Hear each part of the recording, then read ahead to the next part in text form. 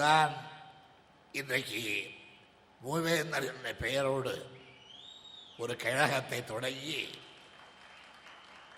எந்த மூவேந்தருடைய புகழை தமிழகத்திலே பாடுவதற்காக திராவிட முன்னேற்ற கழகம் முகிழ்த்ததோ, மூவேந்தருடைய கொடியை எண்ணி பார்த்தால் 1938 ஆண்டு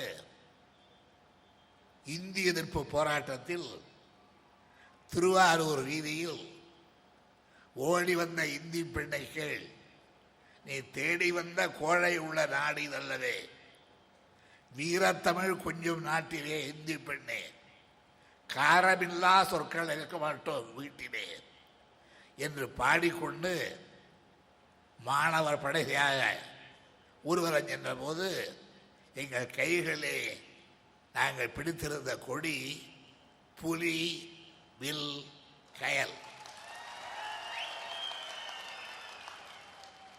இந்த கொடிதான் இன்றைக்கு நான் பிறந்த திருக்கோளையில், நான் பிறந்த வீட்டில் அந்த கொடியினுடைய சின்னம் அழியாமல் அப்படியே பாதுகாக்கப்பட்டு வருகின்றது.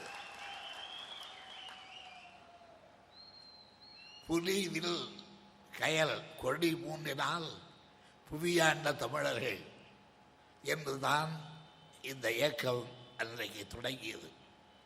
மேலும் புவியாண்ட வேண்டும் என்ற அந்த தாக்கத்தோடு தான் இந்த இயக்கம் தோன்றியது.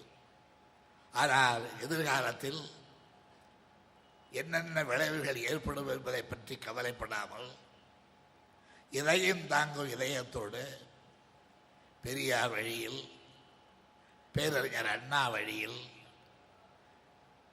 பெருந்தலைவர் காமராஜர் வழியில்,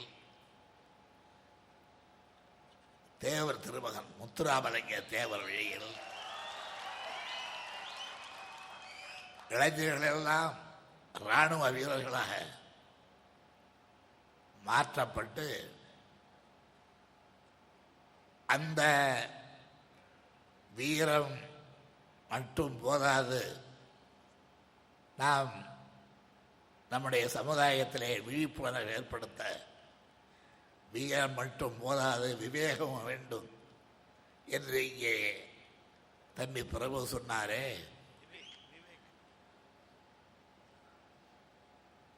விவேக் சொன்னார். என்றால் பெயரே விவேக். விவேக் அவர்கள் சொன்னார்களே, அந்த விவேகம் வீரம் இரண்டும் இணைந்து நாம் இந்த சமுதாயத்தை வழிநடத்த வேண்டும், இந்த சமுதாயத்தை மேலும் மேலும் முன்னேற்ற வேண்டும்.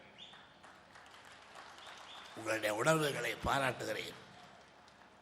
இங்கே உரையாற்றிய வரவேற்புரையாற்றிய 2வது பாடி என்று கருதுகின்றேன். அவர் சொன்னார், நீ வாழ நான் என்ன தருகிறேன் என்று சொன்னார். நான் அவருக்கு அதை வாங்கி